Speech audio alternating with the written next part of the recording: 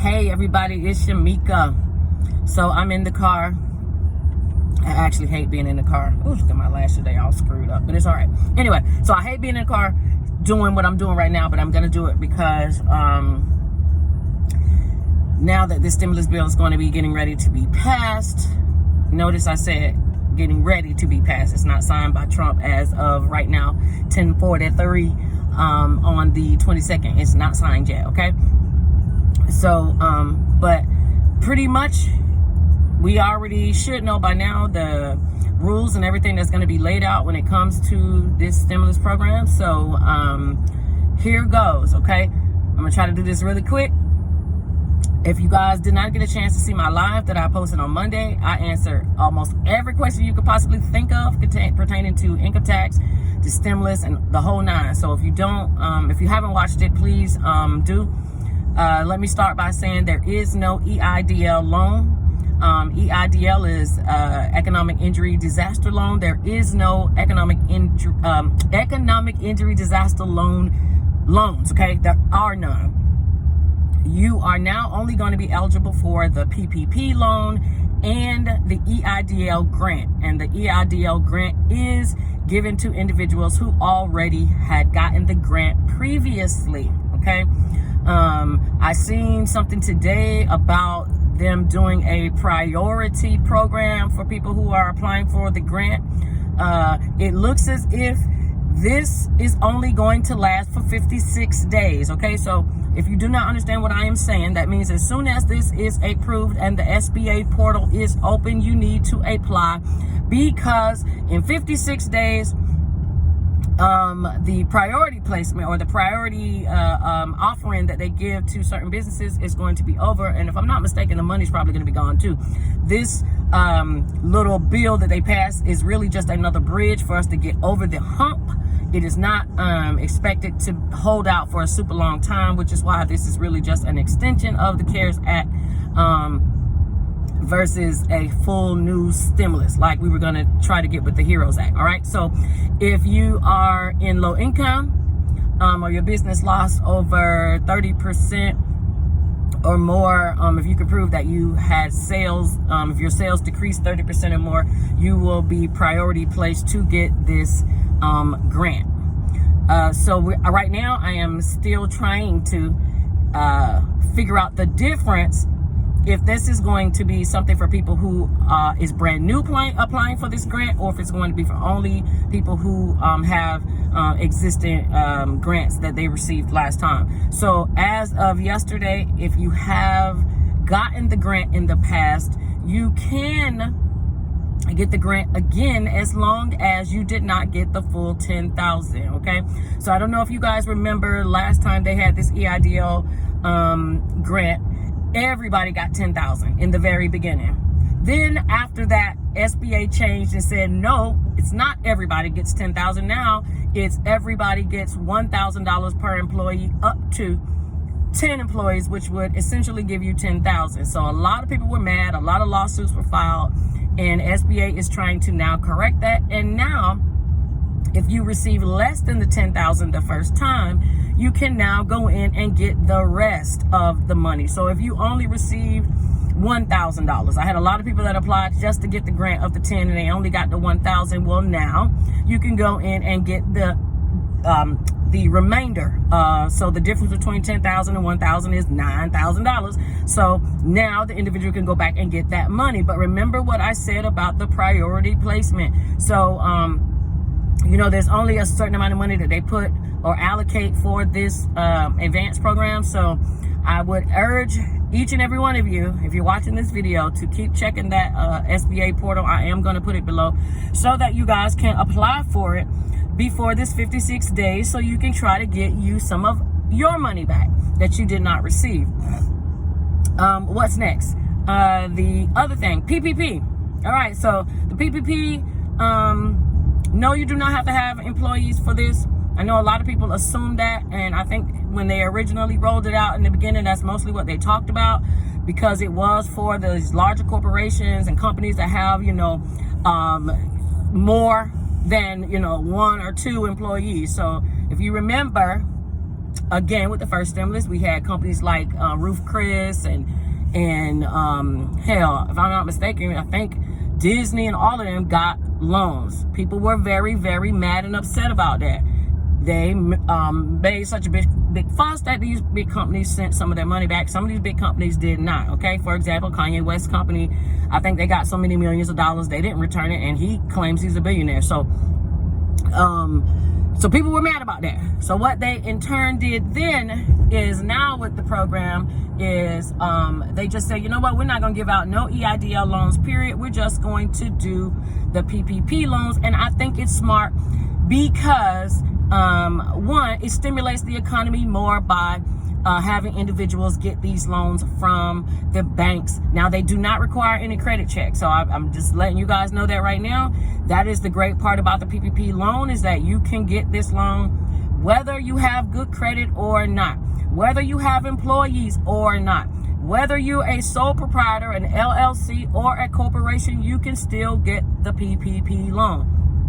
Okay, all you have to have when you apply is an eligible business, which is a business that was formed in 19, and you can apply. You need your Schedule C taxes, and then you can apply.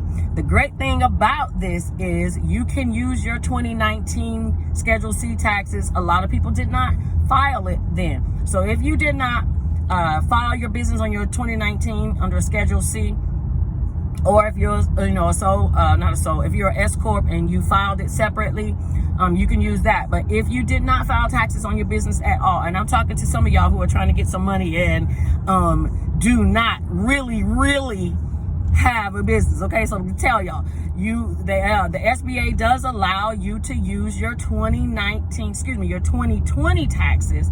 Although we have not filed them yet, they allow you to report your income that your business would have received in January 2020 and February 2020. Has received in January 2020 and February 2020. And you can use that Schedule C and turn it in as a part of your PPP loan application, even if you did not file your 2020 taxes yet. Of course, none of us have. It's not even tax season. Okay, so if y'all not getting what I'm saying, I'm gonna say it again. You do not have to have taxes. You do not have to have a tax return showing that you made a profit or a loss on your business for 2019. They will accept you turning in your Schedule C for January and February of 2020. So what you need to do is get with a tax preparer. Okay, I'm a tax preparer, but you can get with a tax preparer, and your tax preparer has to do what I call a dummy tax filing. So pretty much it would be you preparing your taxes as if you were getting ready to submit them to IRS, but instead of you submitting them to IRS, you're actually going to just submit them to the lending institution where you go and get your PPP loan from. Okay, now you do not have to go into a bank. All right, you can go to cabbage.com, you can go to bluevine.com, you can go to Square and Cash App are sister and brother. Okay, Square pays. If you have QuickBooks, QuickBook pays. So I'm letting you guys know you can get funding. If I'm not even mistaken, and I believe PayPal does it too. You do not have to go walk into a bank anymore. All of these institutions are banks or are funded or backed by banks. So even if you don't walk into a bank, you can still get the same PPP funding that everybody else does that does go into a bank. I'm just saving you a trip. It's COVID. You don't need to go out and sit in front of anybody's office. It doesn't take that long to do the application. It is about 10 to 15 minutes. You get the amount of what your loan is approved for immediately. If not, they will send you something back in 24 to 48 hours. It really just depends on who it is you go through. I saw someone who has a Square account, and Square automatically sent them an email letting them know that they were automatically approved for this loan, and the loan is not even open yet. Okay, so it is funding available out there for you guys. All right. Another thing about the PPP, you can do the forgiveness, just like this last time. And forgiveness is where you can show that, hey, I use all this money for business expenses. I don't want to pay it back. Okay. You don't have to pay it back. You can forgive this loan. What is neat about it this time is that they allow you to put cloud computing software and programs. So if you use Adobe, PDF, if you use Dropbox, if you use, hell, if you're a credit repair person and you use credit repair software, all of that stuff that's in the cloud, or those cloud services, you can now use those as expenses to write off to lower the amount that you would have to pay back on the PPP. Okay. Now, there are going to be some expenses that are going to be completely forgivable. There are going to be some that are not. That is really going to be up to the SBA, to determine what they will and will not accept. You can always call SBA if you have questions about that, but they are a little bit more relaxed on some of the things that you can apply for. Another good thing is they are not allowing these large corporations or anybody who has a company that is traded on the stock market. They are not allowing these individuals to apply and get the funds. I think that's great because they're making money hand over fist. They make money from people buying their stocks. They're also trying to go and borrow money from the government. Not fair. So this now is more geared towards our low income, business owners, our middle class people, and it might be for some of the rich as well. It's always for the rich. Okay, let's keep that in mind. It's always for the rich, but they have now tried to exclude the super rich this time. Okay, what else about the PPP? I'm trying to run through my mind of all the things I know people are going to ask me. So again, all you need is either your 2019 Schedule C taxes, or you need your proof of what you're gonna file in 2020, and you just need a legitimate eligible business to apply. Gig workers can. So if you are a Lyft, Uber, you can apply. If you're a hairdresser, you can apply. If you are a news broadcaster, a news program, a 501c3, all of those things you can apply. But here goes the kicker, all right? And I want you guys to check out my video. I'm going to put the link below, but I made a video earlier this year about NAICS codes. That is NAICS. That's the North American Industry Classification System. I'm really going off the top of my head, so I'm surprised I remember that. But that is a code that you can use. And this is normally used when you are a government contractor, but when you're a government contractor, in order to be selected for certain grants or for you to fall under certain categories, you have to have a certain NAICS code. And the video I made talked about high risk NAICS code and how to have low risk. But one of the low risk NAICS codes that I talked about is now eligible for 3.5 times, not 3.5 times, 3.5%. So you actually get more money for the PPP if you are a food, beverage, hospitality, hotel, anything in that area. I believe it's 72 NAICS codes. I will make a video on that. It's 72 NAICS code that will that the SBA is now looking at, that will allow you to borrow more money than the average. So if you have a business, a restaurant, or if you know somebody that's a restaurant owner and their businesses were hurt, please tell them to go apply for the PPP so they can get some money. All right. Another thing about PPP, for those that are doing applications, just let me tell you guys now, okay?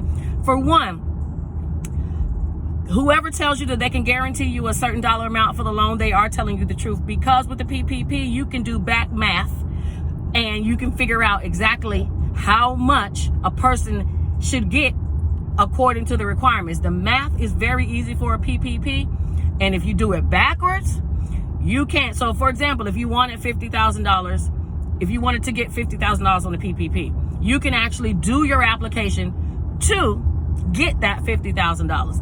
It's not, I won't say it's illegal, because if you actually make that type of income, if that's what your actual taxes are going to be, then you're telling the truth. But I'm letting you guys know, because I have so many people that have come to me and said, hey, I paid somebody this amount of money. I don't know what they did, blah, blah, blah. I'm just letting you know, for the PPP, not the EIDL grant, none of that. For the PPP alone, if you say you need $100,000, if they know what they're doing, they can make your application read to get $100,000. I don't recommend you do it, but I'm just letting you know that it is possible, because it is very simple math how the SBA did it. This is why so many people, in my opinion, got caught up with the loan. the PPP scam stuff in the first place is because, I mean, when you do something like this and you make it so easy, of course, people in their greed are gonna get in the way. And then next thing you know, people are getting all this money and they don't even have businesses to support that. I will also be doing a video on all the findings from the SBA Office of Inspector General of things that they found that, in my opinion, just messed this whole program up for us going forward now, because so many people did all the fraud stuff and they lied and this and that. Now, we know some people got arrested, some people, you know, got in trouble behind it, but there was a lot of little things that you didn't hear about, like when the banks weren't able to let the money go because the money wasn't deposited into a right account. So if you guys are going to get this money, please, please, please, if you have a business, even if it's a sole proprietor, go and open up a damn bank account, okay? All you got to do is take proof that you have a business, whether that's your LLC, articles of incorporation, your corporation's formation, or your sole proprietor fictitious name form, and you need your EIN proof. You can get that by calling the IRS. They can send you or fax you a copy immediately so that you can have proof of your EIN. Or if you don't have one, you need to go and apply for one, because you need to be able to open up a bank account so that when that money hits the bank, it goes where you want it to. Now, I did not see that this being such a big issue with PPP individuals, the banking issue, but we do not know for sure what SBA is going to change this time around because, well, the loan program isn't open yet. So I'm telling you, one way to keep these people off your back is something we could do to lessen the red flag or to keep you from being audited, is that you can or should go and open up a business bank account. So when you do your application, the money goes there. All right.